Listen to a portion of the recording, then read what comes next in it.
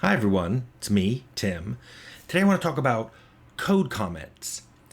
I made a video about a month ago where I called commenting on comments, which was about me talking about the comments left on this channel. But several people left comments on that commenting about comments video, thinking that I was going to be talking about commenting source code.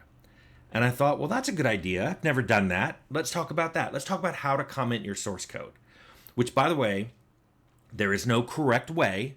If anyone tells you there's a correct way to comment source code, they're probably a lead programmer or a programming director who's been in that position for a long time and has just gone crazy with power.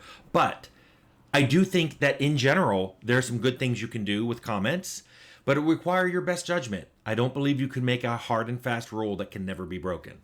So in general, let me talk about a couple in general ways of doing comments, and then I'll talk about some specific things that come up in my own code that I comment a certain way. So in general, do not under comment your code. If you do something complicated, you should probably leave a comment next to it.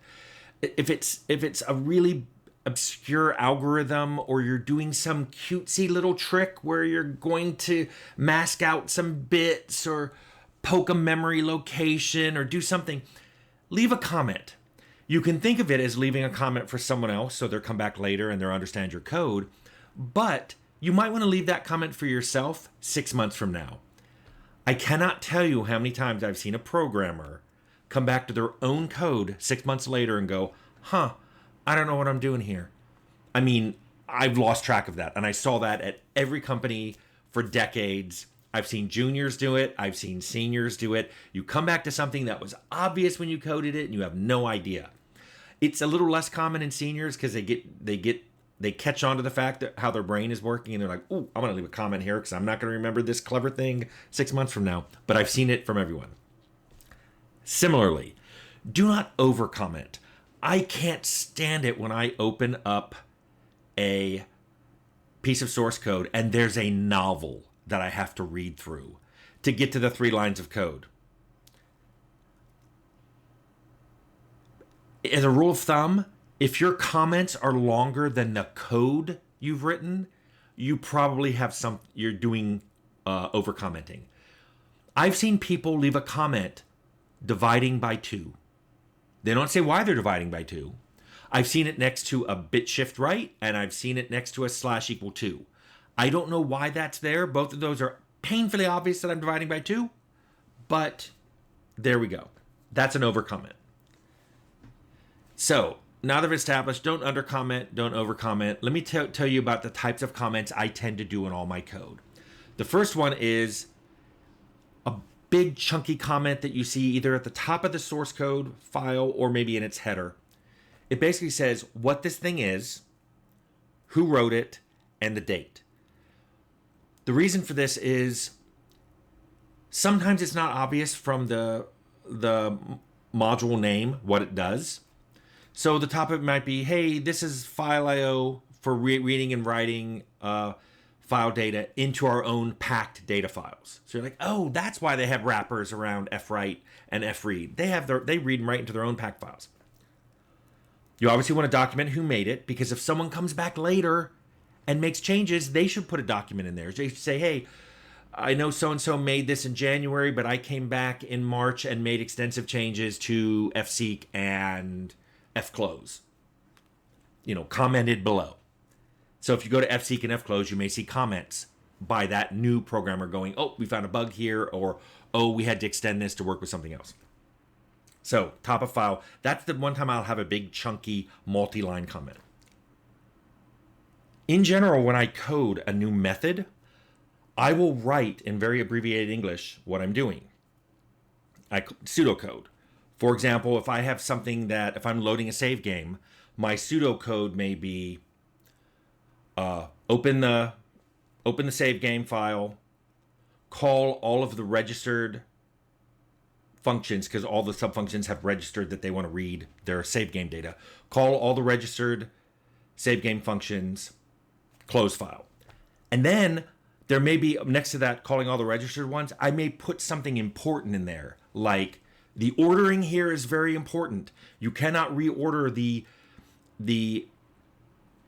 you cannot reorder these save reading functions and expect it to work on a previously written out save file. If ordering is important, you can write that or just not put anything. But if the ordering is super important, you may want to leave a comment. You also may want to leave a comment going, any future programmer, this is the loop if you want to make a load bar for save games. I call these pseudocode comments. Usually it's a very simple English comments, and then as I fill in the code, as I write the actual code, the pseudocode I leave around. I just put a / in front of it and leave that next to all the code that's actually written. So now when you open up load save game, the pseudocode is still there, and you can see all the steps I took to load a save game. Another thing that helps with is if you're writing a method and just the pseudocode is really long, I like to have a method fit on the screen, which is yes, it's very subjective because how big is your screen? It's my screen. I like to have my code fit on my screen. If it's too long, that's when I decide to break into submethods. If it's too long in pseudocode, I will definitely break it up into submethods. But if when I'm coding it, it becomes pretty lengthy, I break it up into submethods too. Basically, it'll be like open the file, now call the reader, and that there will be another method that will loop through all the registered readers, and then close the file. That's something that like when I'm making comments, I realize the code is getting complicated enough. I think I better break it into subcode. And then, speaking of complicated code, whenever I write something that I know is tricky or I know is obtuse, I leave a comment. This is true whether the code itself is very complicated, like it's doing a very delicate thing, like it's calling some things in a particular order and combining them with bit masks and bit operators, and then you're writing it out to something else, and the place you write it is very specific for the piece of hardware you're working on. Comment that stuff. I find that if I have too many of those kind of comments that something is very complicated, that's a sign that I either need to rewrite it or break it up into additional methods. The rewriting is for things, if I do stuff that's very hardware specific, I like to push that stuff out to a library of hardware specific code.